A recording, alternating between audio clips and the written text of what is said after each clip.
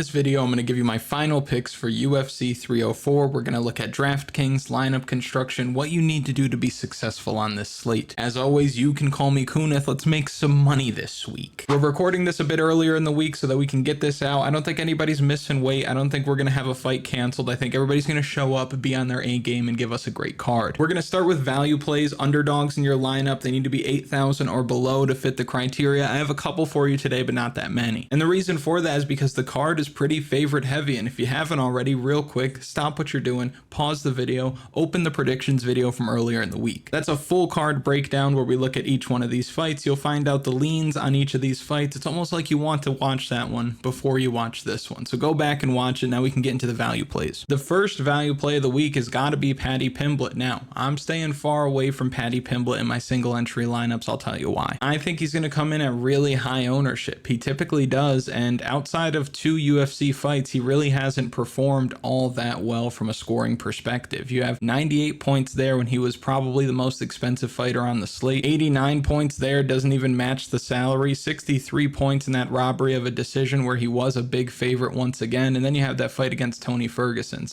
Luigi Vanderimi, he showed up, broke 100. Outside of that, really hasn't done it yet. But there are a couple of reasons why you need to have him in your value play consideration. Number one, Bobby Green loses fights for one of 2 reasons. He either gets caught, he gets cocky, then he gets caught, or he gets out grappled and then he gets smashed. Paddy's going to be the more willing grappler here, so if he can get the fight to the mat, he might be able to control Bobby Green, do some work from a dominant position. He also might just catch Bobby Green with a big hook because his chin is better than Bobby Green's chin. So if King Robert's out there throwing hands are down at his hips, he's talking garbage, he's leaning back, he might get caught. We've seen that happen before. We saw that in the Drew Dober fight. We saw that when he fought Dustin Poirier once upon a time. Jalen Turner absolutely blew the doors off of him in his most recent loss. So for that reason, you have to give Paddy Pimblett a couple of looks. And also, this is the cheapest he's ever been by quite a bit. So you're getting a bit of a discount on what you normally would get from the baddie. So Paddy Pimblett, got to be in your value play consideration. I personally like Bobby Green to win the fight, but if you have some exposure both ways, you're running multiple lineups, having some Paddy Pimblett's not a bad idea. Another value play that I'm looking at this week is going to be RoboCop. RoboCop's finished a lot of fights recently. Finished Brad Tavares, finished Dennis Talulin, Chidi Njokuani, Julian Marquez. We scroll down a little bit more, you've got the finish here over Jung Young Park. So he's scored a lot of points, and even with a 37 there, a 9 there, he's still averaging over 85 Draftkings points total. He'll be the better wrestler and grappler in this fight. I think shot for shot, he lands with a bit more pop than CLD does. Christian Leroy Duncan might have a better chin because he hasn't been cracked as many times, but I don't think he has as much dog in him. Gregory Rodriguez, you'd be hard pressed to find guys with more dog than him in the UFC. Somebody who's never going to stop, somebody who's going to fight until the bitter end. He can have his head split open, gushing blood. He could be down on the scorecards. He could be dead tired, and he's still going to give you really solid effort. I like me some RoboCop this week. He could post a really high score if he gets a finish, and I don't think this fight goes that long. I think one of these guys is getting out of there early, so Gregory Rodriguez got to be in value play consideration. And Paddy was 8,000, Gregory Rodriguez 7,900. I'm not really buying the whole Manel Kape thing. I think a lot of people are going to like him this week. I think he goes pretty highly owned, but I don't love Manel Kape in this spot.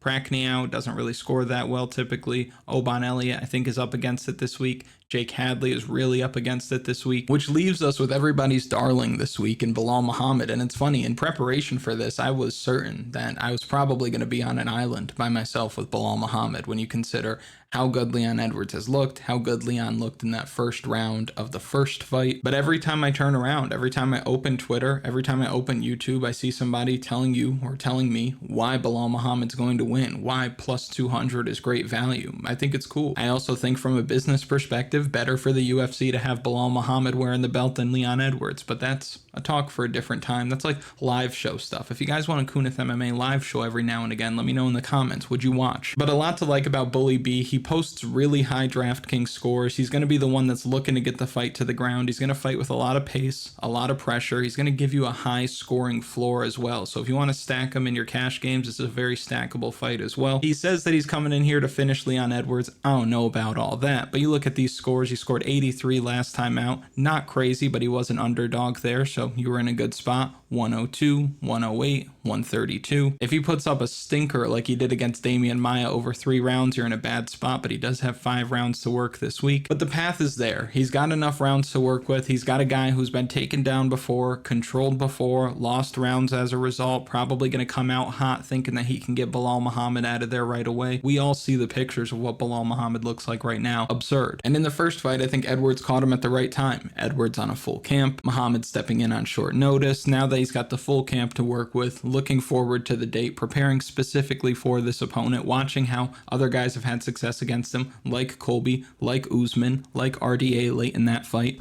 Gunnar Nelson at different points in that fight. He sees where there are holes in the game that he can exploit, and I think that Belal Muhammad gets it done this week. He's one of my favorite underdogs on the entire card for your tournaments, but in cash, you definitely want to stack the main event. But outside of these 3 guys, there's not a whole lot of value plays that I like this week. That's why I'm just playing single entry this week, because I start to look down here. Pineda's 100 years old.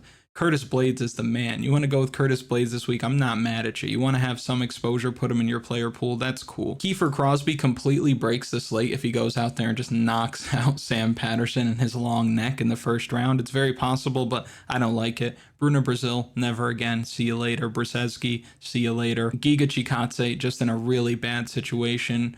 Arnold stepping in on short notice, and then we already talked about this range. So I'm going to stick with these guys. I really won't even have Curtis Blaydes as we build lineups later. We're just going to look at what this looks like, and it's really going to change the way we approach building lineups this week. Now, before we get into building some lineups, if you don't mind, like the video, subscribe to the channel, comment something for the algorithm. You know how the algorithm works. And if you want to go a step further, share this video or the predictions video with somebody you know is going to be watching the fights this week. All free ways to support the channel. Much, much appreciated. Now we'll build some lineups. We'll start with cash game lineups. So these are going to be for your 50-50s, head-to-heads, double-ups if you're playing any of them. Like I said before, we're looking at Belal Muhammad. We're going to stack him with Leon Edwards this week. Very stackable main event because it's favored to go the distance. I love this. Now with 84.50 left over per fighter, we want to open up as much room in the salary, as much room in the old budget as we can. So we want to come down here and grab somebody who might go the distance. Even if they don't, they might give us a decent amount of effort. I could tell you now, this is going to be on the DFS strategy guide on KunithMMA.com. But let me show you right here. Daniel Pineda is where we land. The face he's making would suggest that he's at gunpoint right now. Are you okay? Blink if you need help. The reason why you got to go with Daniel Pineda in this one is because he's super cheap, 6,700. He's the cheapest fighter on the slate, so he opens up a lot of opportunities for you. Even in a loss, he might give you a decent amount of points because of his takedown upside right here. Even at his advanced age, that grappling is still the best part of his game, and he's going to go out there looking for takedowns, trying to get to a dominant position, get to a back, look for a submission right away. He's got power in his hands, but I think the clearest path to victory for him is looking for a submission. That's going to require him to get the fight to the ground, so I expect him to waste no time this week getting Nathaniel Wood on his back. Now, eventually, I expect him to gas, and I think Nathaniel Wood takes over, but if we can get 25, 30 points from the pit this week, I think you're in a really good spot down at 6,700, so he's going to be the punt play of the week. Now that you have 9,000 salary left over on a card like this where the favorites look fantastic, really you could do whatever you want. You can grab Loughran at 8,700. You come up here, grab Mick Parkin, 9,100.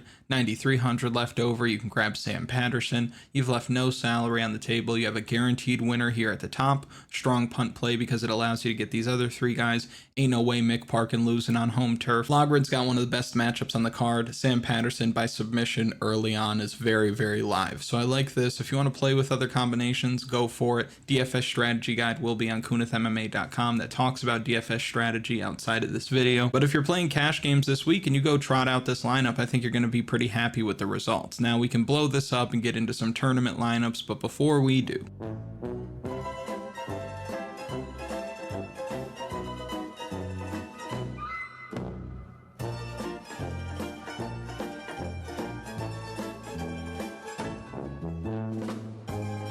for your tournament. So I'm going to look at this top range right now. I don't know how more than half of the field doesn't play Tom Aspinall this week. You look at the scores: 104, 105, 116, 106, 95, 103, 129. He's got access to one of the highest scoring ceilings on the entire slate. The only thing that kind of holds him back from having a super high scoring ceiling is the fact that he gets it done so quickly in the first round. We've seen in the past fighters score like 130, 140, 150, even even more than that, but that's also because they're getting takedowns every round, control time, landing a lot of strikes. This guy doesn't land a lot of strikes because nobody can eat all these strikes. So it's a double-edged sword, and I'm telling you now, if he goes out there and puts up a 104 point performance at 9,400, drawing over half of the field's ownership, he probably doesn't end up on the optimal lineup this week. That's a flag I'm willing to plant. So as I go through, I'm not really going to use Tom Aspinall in a whole lot of lineups that we build. I'm not saying he's a bad play, but I'm saying if you're playing the ownership game, the leverage game, and you're trying to zig where other people zag, which is what this is all about, playing Tommy Aspinall at 9,500 could be tough. Now, I'm not saying he's a bad play, and I don't want to misspeak the way I did about Peyton Talbot a couple of weeks ago, where I'm like, oh, he's too expensive. He doesn't knock guys out in the first round, knocks the guy out in like 10 seconds when it jerk. All I'm saying is that if you're running multiple lineups, let's say you're trotting out 100 or 50 or 30 or 20, whatever the case is, maybe less than half of those lineups have Tom Aspinall. Be underweight to the field is what I'm trying to tell you. I don't think people are going to be on Nathaniel Wood this week. I think a good amount of people will play Sam Patterson, and for good reason. Decent matchup. Molly McCann, I'm telling you now, goes under-owned, and it's going to burn you again. The reason why I say it's going to burn you again is because I'm going to tell you what you've probably done with Molly McCann on Draftkings in recent memory. Probably played her, but just not at the right time. Let me explain. So Ji Young Kim, she's an underdog here at 8,000, 93 Draftkings points. That's damn good. Depending on how the rest of that card shook out, she could have been on the optimal lineup that week. But you're like, you know what? It's Molly McCann. It's women's MMA. I'm not going to touch it. But in the following fight, you said, you know what? Molly McCann, only 8,400. She did well last time. Let me play her this week. And she scores 110 Draftkings points, shows up on the optimal lineup. Great performance, tons of striking, tons of output, amazing knockout, gets it done for you. But in her following fight, 9,300 for Molly McCann. I don't care who she's fighting, but you should, because she's fighting Hannah Goldie. 111 Draftkings points, closes her out in the first round. She follows that up with a fight against Erin Blanchfield. Now, you knew you weren't going to be rostering Molly McCann against Erin Blanchfield, but did you know you needed to have Blanchfield? Maybe you did, maybe you didn't. But after that, she fights Julia Stoliarenko. She's the biggest favorite on the card. 9,400 is her salary, and you know what? Julia Stoliarenko is the worst. But now you want to be the smart guy. I'll roster her this week, even though she's expensive, because she's going to be lower owned. We saw that happen with the Hannah Goldie fight, and I failed to do it. Should have done it then. So because I should have done it then, I'm going to do it now. I told you up and down on this channel that Julia Stoliarenko was going to beat her. Sure enough, she loses by armbar right in the first round. But again, you need to target the Molly McCann fight because you needed Julia Stoliarenko that week. She was optimal. And then last time out, I was dead wrong because I thought Molly McCann, she just can't get it done against anybody who can possibly grapple with her. I feel like Diana Belbizia with her length and her range can grapple with her. I was wrong. I didn't roster her, and I got burned. Molly McCann, 9,300. Again, low owned because she's so damn expensive. Puts up nearly 120 Draftkings points, shows up on the optimal lineup that week. So here we are. You should have a good amount of Molly McCann this week. You should be overweight to the field because she's going to throw a ton of strikes. Bruna Brasil is practically a statue. Molly McCann is going to put it on her, especially with the energy from the crowd, and I think Bruna Brasil is just going to crumble. I think she knocks Bruna Brasil out at some point. I think that she wins this fight. I think she scores north of 105 Draftkings points, and I think she's going to be way lower owned than Tom Aspinall, way lower owned than Sam Patterson. So let's start with Molly McCann in the build. We come down here. Let's say you wanted to play somebody like Preston Parsons because he scores a lot of points with those takedowns. Let's say you wanted to come down here to Gregory Rodriguez. You want Belal Muhammad, 8,450 left over per fighter. You're kind of finding yourself in that mid-range. So let's say we went with King Green, and with 8,700 left over, if you don't want to leave any salary on the table, you can play Loughran. I'm cool with this. You didn't leave any salary on the table, but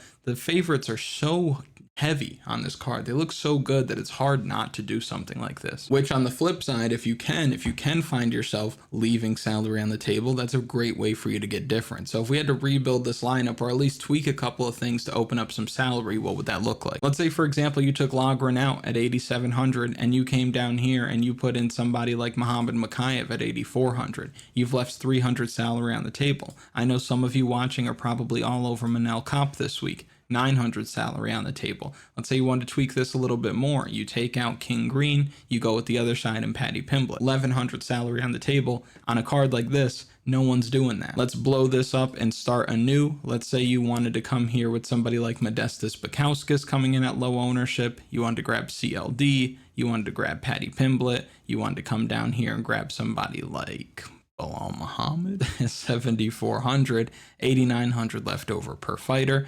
A couple of guys that I just won't touch this week, like Mick Parkin, Nathaniel Wood.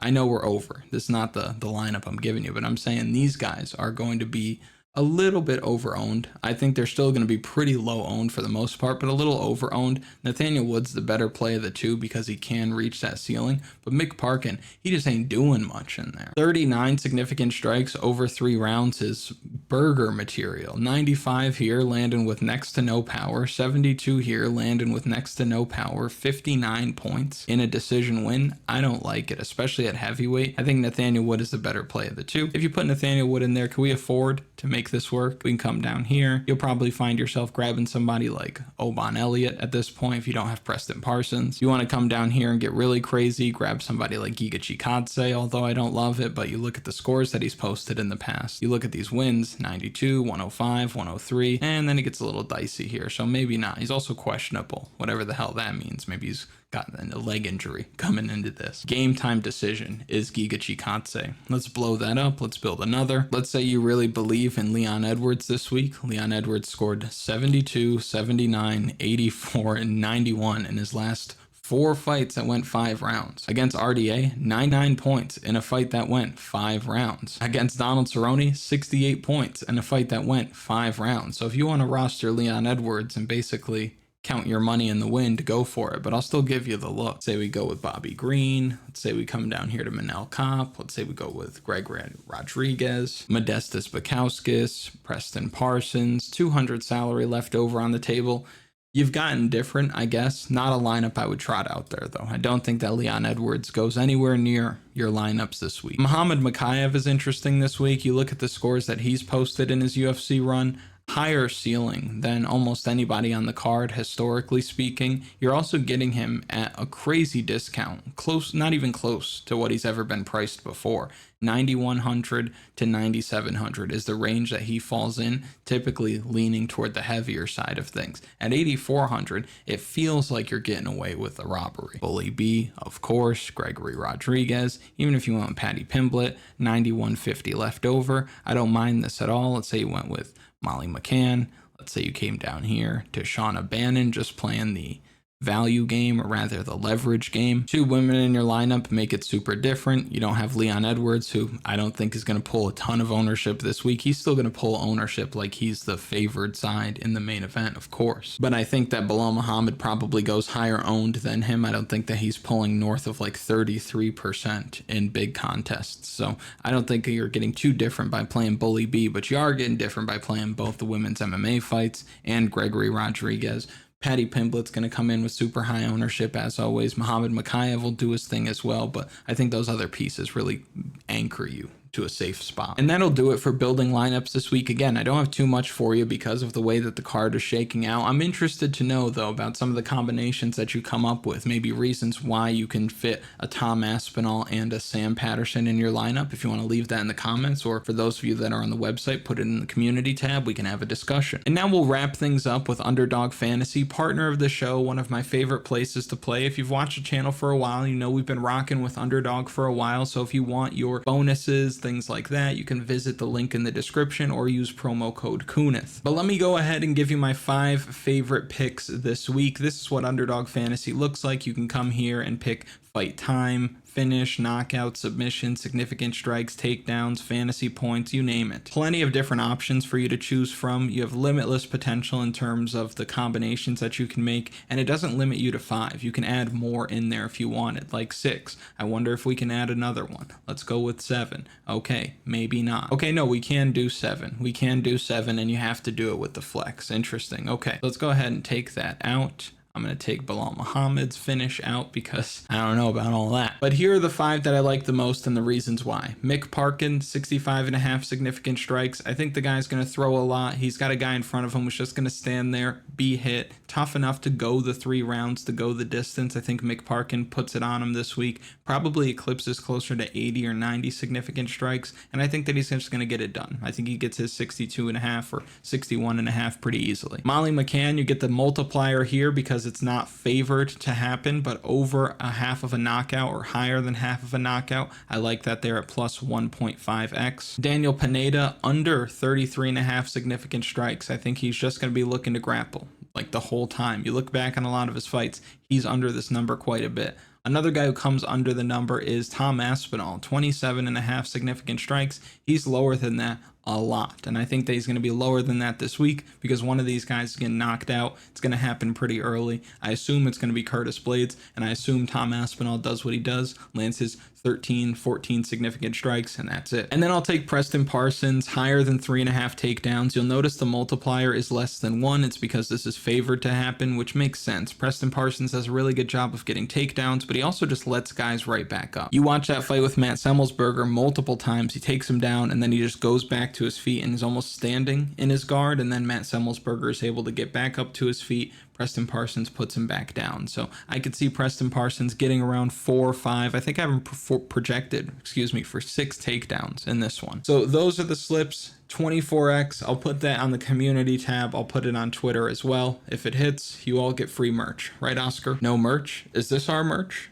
This isn't our merch either. God damn. But that'll do it for this week. If you've made it to this point in the video, thank you so much for watching. Really do appreciate it. Make sure you like the video, subscribe to the channel, comment something for the algorithm, visit the various links that are going to be down in the description, and I wish you the best of luck at UFC 304. Drive safe.